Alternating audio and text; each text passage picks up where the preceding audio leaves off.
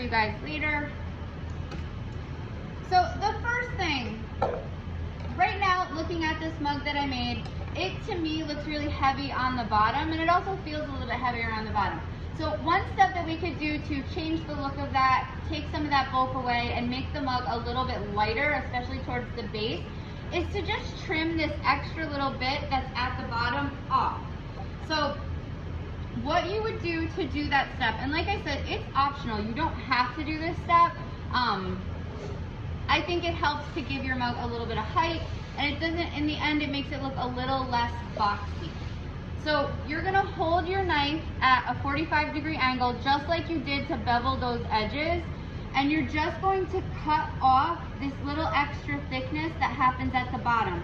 You wanna cut right below where the seam is, so right below where the base meets the wall, that's what you're trying to get rid of. If you happen to cut a little bit higher, it's not that big of a deal. You just need to, and you're gonna do it anyhow, but you just need to smooth it with your finger.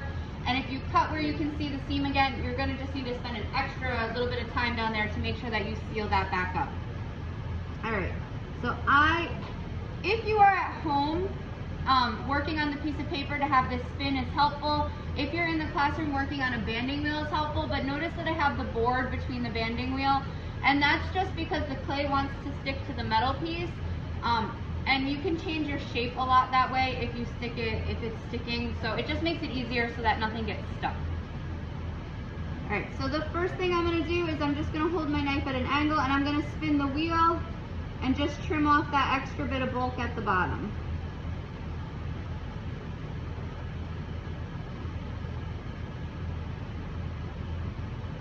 This is also if your little circle that you used to make the base was a little bit larger than your mug, this is a good time to get rid of that excess as well.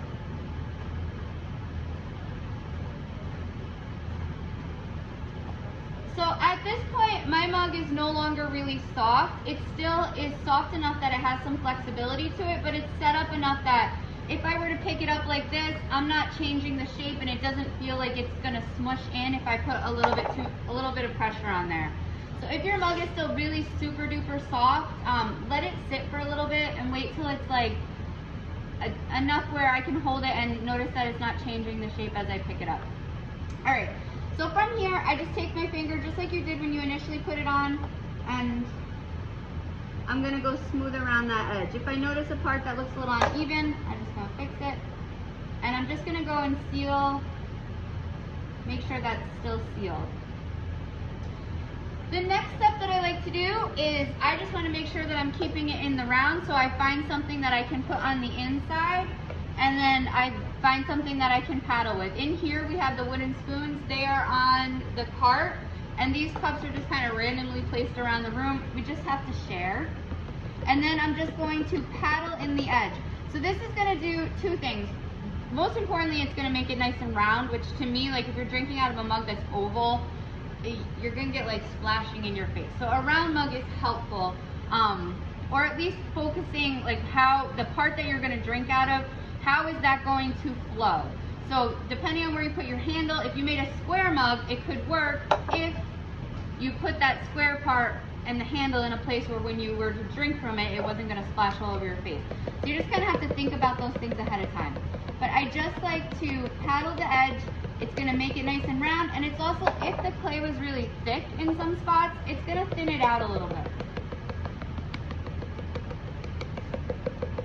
Since my clay is not super soft and sticky anymore, this plastic piece will pop right out now, so I don't have to worry about being like too careful. I'm putting a little bit more pressure. Anywhere it's thicker, I'm gonna spend a little extra time there.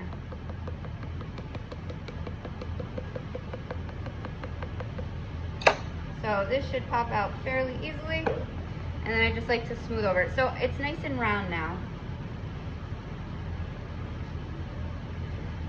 The next thing that I like to do is the same thing on the bottom. So it's kind of round looking, but I want to make it extra round. So I'm just going to gently, and be a little bit more gentle on the bottom, paddle a spot that doesn't look round. And again, this is all stuff that is just going to take your mug from looking a little sloppy to making it look a little more refined. They are optional steps. Your mug will still work without doing this stuff, but this is kind of like that attention to detail that's going to make it look really nice. I usually don't care too much about what the texture looks like here at the base and what the texture looks like at the lip. So if the texture goes away there, I'm okay with that. So I'm just trying to make it into a nice round circle. This part is usually the part that takes me the longest because I'm like finicky with wanting it to look like as perfect as I can make it. So while I'm gonna stop there, just know that I would probably keep going and being a little bit more obsessive. And I revisit doing that quite often. I will flip and work on the rim, work on the base throughout the whole rest of the project, because to me, like having that look round and the top look round is really important. All right, the next step, again, is optional, but if you want to change the shape of your mug and give it what I like to call like a little belly or a bulge at the bottom or at the top, however you want the shape to look, you're going to do this next step. There might be limitations though. If your clay is really set up, it might not be possible for you to do it. If your clay is really thin, it might not be possible. If your clay is cracking a lot, it might not be possible. So if you start to notice that while you're doing like those two steps, a lot of cracks are happening and you don't like the way it looks, the cracking will probably get worse with the next step.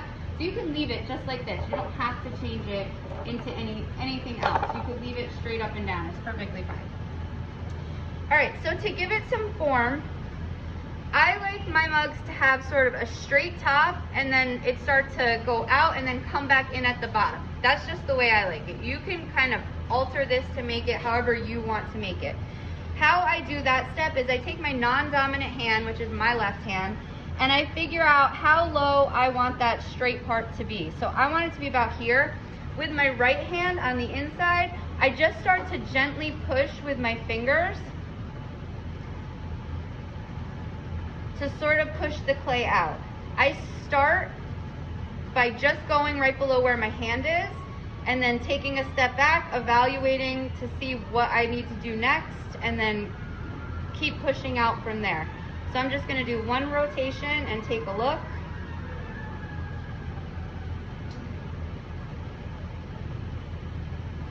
And see how even it is. It looks pretty even. So now I'm gonna figure out, like, do I want it to go out further? So I'll just push a little bit further. The one place that you want to be a little extra careful is your seam. The seam can open up. If that does happen, you just have to seal it back together. But if you notice that you're pushing out on your seam and it feels a lot thinner than the rest of the clay, just go a little easy on that side. And just know that when we go to add a handle, your handle will most likely, I always put it over the seam. So even if that doesn't stick out as much as other places, it's not visually as noticeable because your handle kind of covers things up. So I'm just going to keep going around. And I'm just sort of using, like, my fingers look like this, and I just sort of use like the pad of my middle finger to do like most of the pressing and pushing out. So I will switch to the bottom. I don't want the bottom to stick out too much, so I use my finger as like a guide, sort of like I did on the top. My finger's down at the bottom as a guide to not push out too much on the bottom.